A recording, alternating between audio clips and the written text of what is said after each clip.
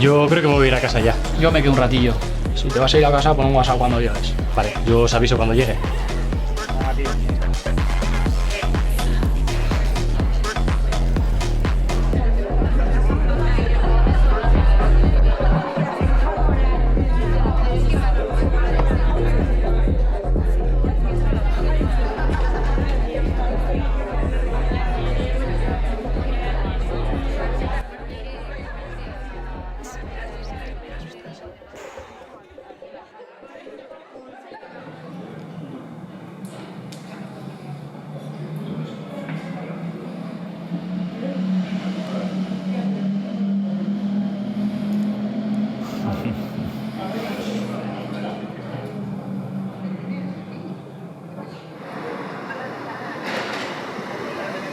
¡Venga, guapo!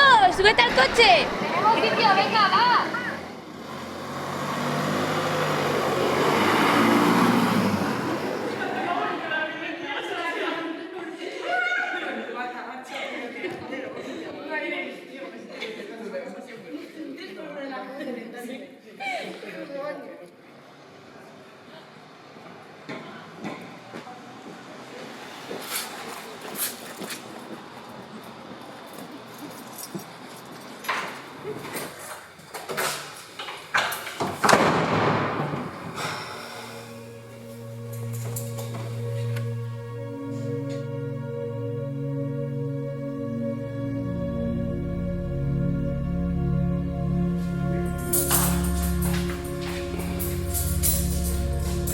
¿Te sorprende que estas situaciones las viva un hombre?